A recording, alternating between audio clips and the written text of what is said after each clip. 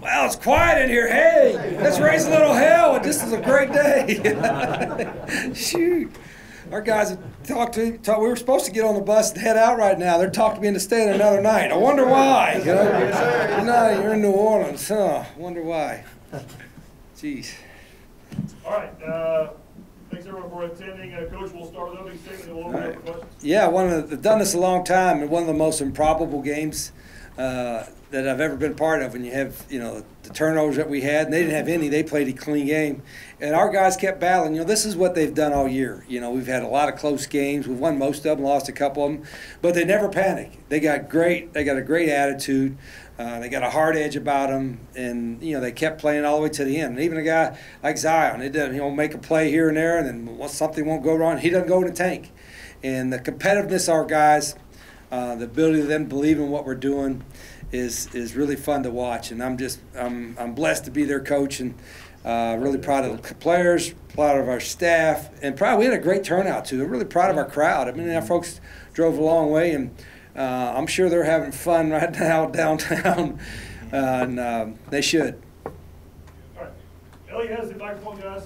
Again, please silence your cell phones here as we get started with the question and answer portion.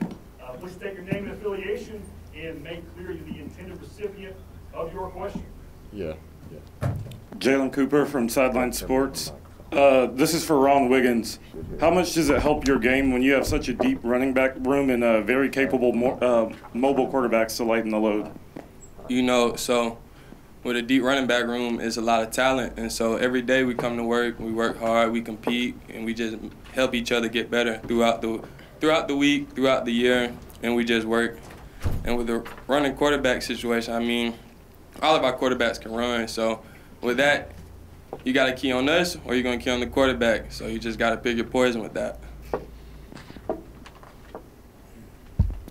To Ron and then Zion, for someone that hasn't seen your offense, you guys ran 109 plays today.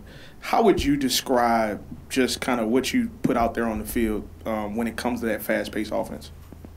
Like Coach Woodrow said, next play. So whenever stuff don't go right, you don't worry about the last play. You just worry about what's ahead, the next play.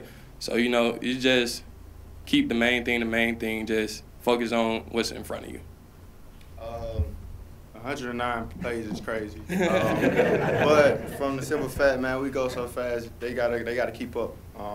It's just a fact matter if they're gonna be able to get lined up, get set up, and be able to be ready to play ball when we snap the ball. So that's just how we look at it. Right here.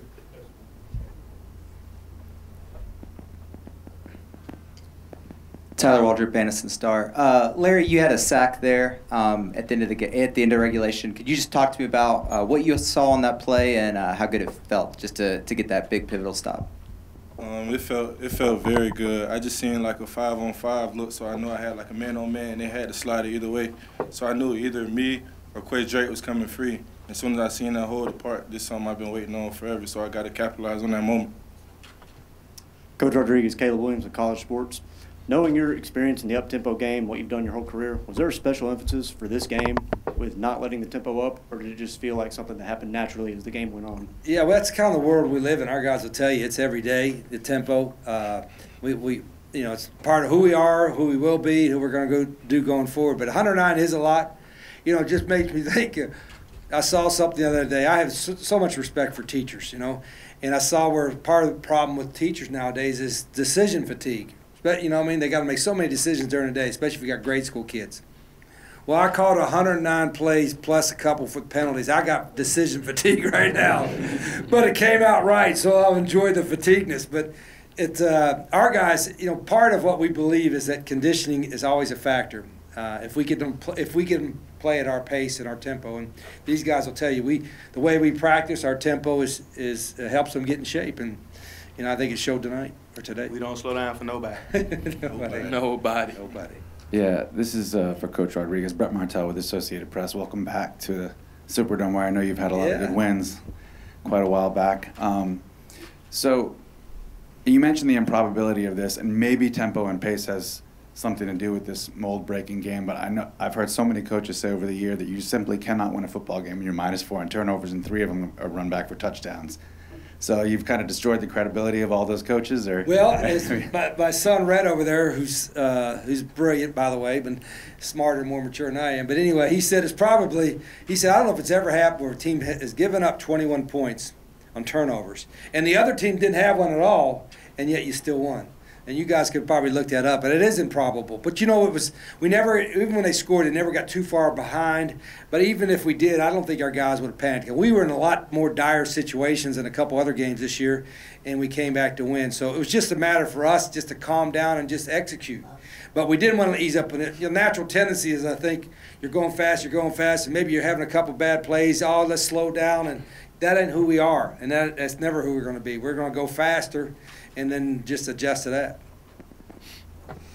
Raymond Parch with ESPN 103.7 Lafayette. Coach, they go down, score, they feel like they're in control of the ball game, but listen to you speak and how you guys carry themselves.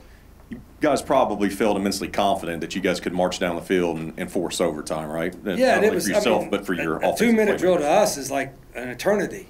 You know, a 1-minute drill is like that's pushing it a little bit. But it's, it wasn't like there were times where that was, 2-minute drill. I'm like, we want to score slower and not give them any time left. So our guys, again, that's probably different for a team that's not up tempo when you get behind and into half into game. But for us, we're that's our world, and we're comfortable in doing that. And I felt good then, and I'm sure Zion did. He was a little banged up. He's he got a little shin, and they X-rayed it, and it wasn't broke. So, and I think as when he got back in, he got the juices started to flow and he started running a little bit. But he could still throw. And for him and Logan both, they both got nicked up a little bit, and both battled while they were in there.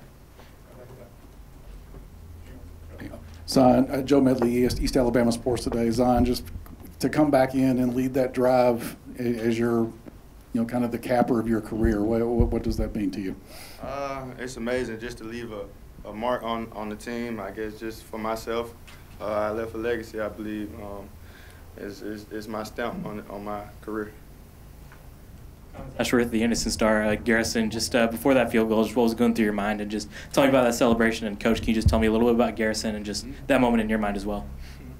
Well, before there's a picture of me on ESPN with my head against the wall, just like I was just breathing, and I was just trying to tell myself, you prepared for this, all the hours outside of practice, all the hours in practice, been doing a lot, and my teammates, they put me in the position to win, and I made it happen. I prepared for this, so. He might not have been nervous, but I was nervous as hell. And it wasn't because it was him; it was just because of the situation, But what a clutch thing to come, do what he did, and he was solid all day. But when the pressure was on right there, I don't care what the distance was, where the ball's at. I mean, he's got to execute it, and he made history today. Coach Rodriguez, right here. You obviously, when you were here as an offensive coordinator at Tulane, you made history with them. To make history in the same building and in the same city with this program, does it carry a special meaning for you that it's here? Oh, it does. We spent 2 years here and loved it. Had a great time at Tulane, and I remember our last game against La Tech. I think it was Louisiana Tech, and Sean King just went off and had like 10 touchdowns and 11 possessions or something. It was just and the dome was filled, and it was just a great atmosphere. And we've always felt this was a special place, and got great people, great food, great hospitality. The bowl, I'm going to say that right here. I've been to a bunch of bowls, and these guys, a lot of them, it was their first one, but you couldn't have been more hospitable. The folks, everybody associated with the New Orleans Bowl they let our players have some time. They had some great functions. It was just well run, well organized, and a great experience. For most of our guys, it was the first bowl, and I wanted them to enjoy the experience. But the best way to enjoy it is to win, right? And so we capped off a great week with a great day. Coach, Brian Hancock, WTL FM 91.5 here in the city of New Orleans. I want you to just reflect for a second. 25 years ago, you were here as the offensive coordinator at Tulane. You thought you were going to get that job at Tulane as the head coach. 9 years later, you were supposed, it was a line like West Virginia's like, oh my God, West Virginia's going to go to the BCS title game, play LSU. 16 years later, you took a program to their first bowl game, and not only did you do that, you won. And like when Garrison's kick went through that upright, what was going through your mind? I want you to just think back. Well, thank you for bringing it up. Was it that many years ago? I was 16 at the time. I'm just telling you, I got started late. But the first thing, it sounds crazy. When we went in, I'm like, that's going to make this 6-hour bus ride a hell of a lot better, you know? Yep, so that was the first thing. And then also, the truth was, you know, there's nothing better than a winning locker room, and these guys will tell you they enjoy it. But you really want your seniors who have achieved so much in their careers in the last couple of years to leave on the highest note. And when the ball goes through the uprights and we're winning, I said, these guys get to celebrate on the field with a stage, with a bowl championship T-shirt, a bowl championship hat, and say they were the first, as you mentioned, the first to do something. That's special. That never can be taken away from them, and they've earned it. You know, we've coached them hard, and we don't shy away from telling them we're going to have earned success. We're going to have a hard edge. We're going to coach them hard. We're going to have a culture that maybe isn't for everybody, unless you're the person that wants great teammates and you want the staff that's going to get the most out of you. And I know that's a long answer to your question, but you know, this place will always be special to my family and I because of the time we spent here at Tulane.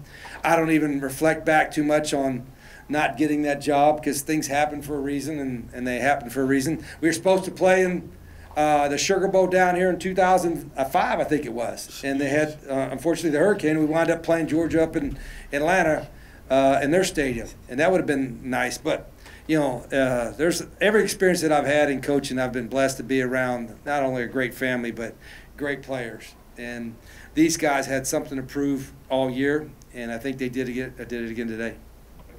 Coach, this is for you and Zion. Over the last 2 years, the word adversity has been used a lot in the short time you've been here with the ASUN and then, you know, you guys doing so well and then jumping over to another conference. I know this is a national stage right now, but what does it mean throughout the adversity? I want to ask Zion, too, who's been here a while, what this means right now. Yeah, go ahead. Zion, go first. To me or the program? To you and just everything from the last couple of years and people doubting you guys and with ASUN last year, not with the rings and everything. I mean, it means a lot. Just having the opportunity to showcase a lot of guys, man. They didn't have opportunity in FCS to go play big teams like this, so and big ball games like this. So I mean, it's great to us, man, just to have the opportunity. And I'll speak personally from Zion. He plays the hardest position in sports, and I'm not always the easiest on quarterbacks, if you know what I'm saying. I mean, we just let it happen. I mean, there's times a day I was like, he didn't want to hear what I was saying. But he takes every bit of what we're hard coaching, and he learns from it. And he's done that for 2 years. And not everybody can do that. But Zion is a great competitor will. A great competitor will absorb everything that's being told to him and try to get it so he can be better. And that's what he is. More than anything else, he's a competitor. And he took the butt chewings, he took the praise, and he still kept fighting and fighting. And he did that this whole game, and it was a big reason why we won the thing. Ken Berthelot, WLAE. Coach, my friend. Hey, man, congratulations. Thank you, Ken. Good to see it. Everybody's asking the questions about Tulane and about the old days that I wanted to ask you, but everybody who saw you back in the old days here at Tulane knew how hard you were on Sean King to make him the quarterback as he is. So I don't know if you've discussed that with Zion, but compare your coaching Zion to what he is today to how you coached and developed Sean King to what he became. Yeah, very similar. First off, they have the talent. You know, you wouldn't be frustrated and yell at them if you thought they didn't have the talent. So they both have the talent. They're very similar skill sets. As Sean and Sean bought in it completely. You know, and it took a while. You know, it took a lot of hard coaching, and wound up doing it the same way with Zion. Zion's a talented guy. Now he's had a long career, and he's had some unfortunate injuries. You know, but to finish it the way he did, you know, he's a talented guy. But mentally, it takes a hard edge. It takes a guy that's mentally tough to take, you know, all the adversity, to take hard coaching and get better from it. And that's probably what I'm most proud of Zion. That's what I was most proud of Sean King as well, and Zion's the same way. Coach Jared Paul Joseph, WGNO. Going back on the play calling, where does 109 rank for your most plays called in a single game? You know, that's a good question.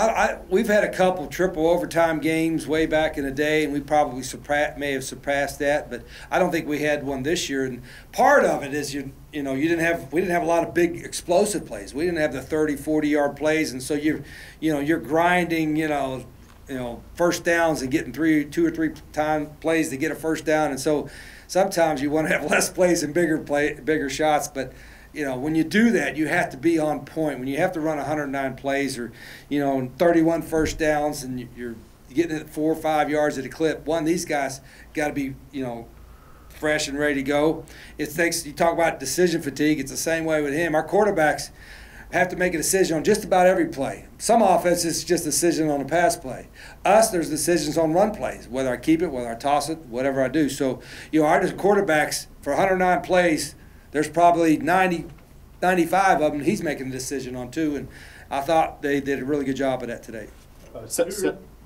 Secondly, not only just the quarterbacks and how they were able to keep the flow going, how do you prepare this team? Goodness, you got 109 plays. Doesn't seem like they were fatigued at all. Well, it all goes back to, as Ronnie said, the way we practice. I mean, our Tuesday, Wednesday practice is no joke. We don't go long, but when we go, we go. And there's no, even if I'm yelling, I tell them I might yell at you, but I ain't going to yell at you for long because we got to run the next play. So I think they probably appreciate that when we go jet tempo, that coach is mad, but we're running the next play. So it's I thought our O-line could, really establish themselves early, and they were feeling it. But, they're in great shape. Coach Trickett does a fabulous job with our O-line, their technique. So what happens, a lot of coaches don't want to go fast because they say it affects their technique and their fundamentals, and I understand why they do that. We think you can do both. I think you can play fast and play with great fundamentals, but it takes great coaching by the position coaches, and it takes a commitment by the players. We have 2 here in the front. We'll wrap up in the back. Mark Edwards, the Anniston Star. Zion, after 7 years of ups and downs, sometimes all on the same day, what do you want your legacy to be? I feel like I just left it. That was my legacy, man. A bowl game. I came in not even knowing if I ever get a chance to play FBS ball. We was just going for a natty in the FCS, so this is my legacy. Garrison, could you tell me what the hardest moment of the game was for you today, just when you were the most nervous? And then for Coach Rodriguez, could you just talk about this defense, where this ranks when you just sort of look back at defenses? I mean, I feel like this group's carried y'all to a lot of big moments all season. Go ahead, Rick. I feel like the hardest moment for me was my first extra point. I had never started in a college game until here, so once I got that out the way, I was cool and relaxed. But I think after that, just preparing myself for hey, you might have to go and kick this game winner. You got to lock in. I think just preparing myself might have been the most difficult part.